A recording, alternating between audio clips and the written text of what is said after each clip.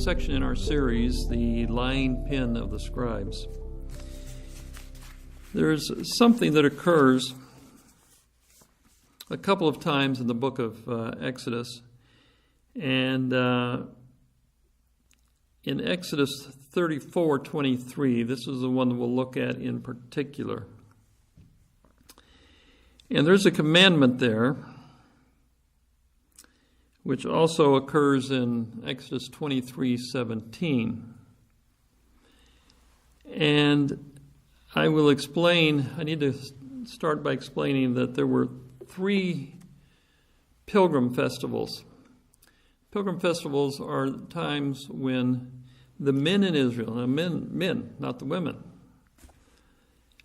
had to go to the temple, and when that temple was at Jerusalem, sometimes there was a little bit of travel involved. The reason the women weren't required to go is because women could be pregnant, they could be nursing, they could be tied up with the kids, they could be taking care of sick people. There's all kinds of things that they could be involved in, which would make it almost impossible for them to travel to the temple. But the Lord figured the men could break loose more easily, so they had to go to the temple 3 times a year.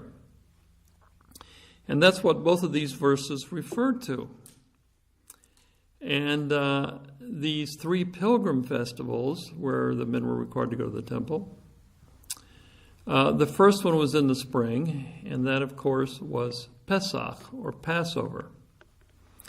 And then 50 days later, or 7 weeks, you have Shavuot. Shavuot is known as the Feast of Weeks because it's 7 weeks, and it's also known as Pentecost. Pentecost because it's 50 days after Passover. Now we know what happened at Passover. You celebrate the escape from Egypt, the exodus out of Egypt. Well, 50 days later, the Feast of Weeks, you're celebrating the first harvest, the first fruits. In other words, those things which ripened the most quickly and you brought in first. And then the third time that there was a festival that the men were all expected to attend was in the fall. And this was a Feast of Tabernacles. In Hebrew, it's called Sukkot. And the Sukkot also was the final ingathering. In other words, the latest harvest, grapes and so on, the last crops to be harvested would be harvested at this time. So this celebrated the final ingathering, and there's probably some theological significance for things to come that have been prophesied that I'll leave for another time. But there was a tendency rather early, at the latest we could say shortly after the time of Christ, away from what is called anthropomorphism. Anthropomorphism is a belief that God has a body, parts, and passions. He kind of looks like us, got arms and legs and so on. Well, we believe that. Latter-day Saints believe that we were made in the image of God, and so if we could see Him, we would see a being with a body and parts and arms and legs and so on. But this was unpopular basically because of the influence of certain Greek philosophies as the Jews became Hellenized. Now, after the destruction of the temple in 70 AD, and even slightly before that, there were several sects in Judaism at the time. But the only one that survived the destruction of Jerusalem and the destruction of the temple, the only one that survived after that, those were the Pharisees. And so what we call Judaism today, in terms of the religion, is all descended from Pharisaism. And people recognized that there were tendencies to want to believe that God is some kind of formless entity that, a cloud, a formless cloud that fills all of space and so on. And this apparently brought about some changes in the text. Now, the Hebrew was originally written without vowels. And so you had to know what the text was saying, and then you would fill in the vowels in your mind as you read it.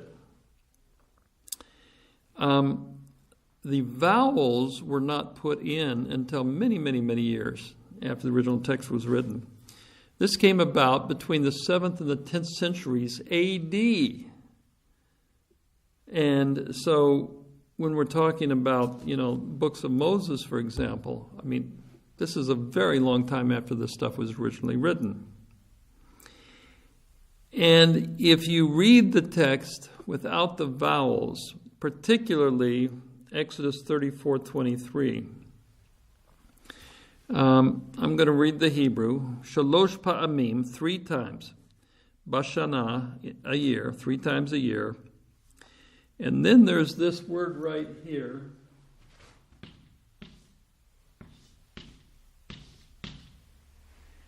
And that is a word, the root is to see. And the way it's written here, the way you pronounce it depends on what your understanding of it is, and that depends on the rest of the sentence. Because it could be yir'eh, could be yera'eh, and so on, and I'll get back to that in a minute. But then the next word is all kol zuchocha, every one of thy males will see or be seen by, and that's the question. We're going to get to that in a minute. But in Exodus 34:23, it then says, the next word is et paneh.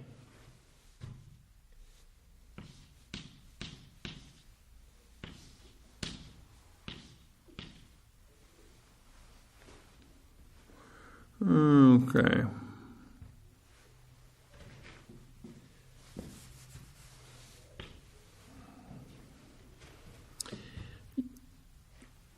Now, there was like I say, because of this tendency toward anti-anthropomorphism, the Tiberian vowel system, when that was employed, they looked at this verse and said, you can't see the face of God, because that's the unpointed text. That's what it seems to be saying. It seems absolutely clear.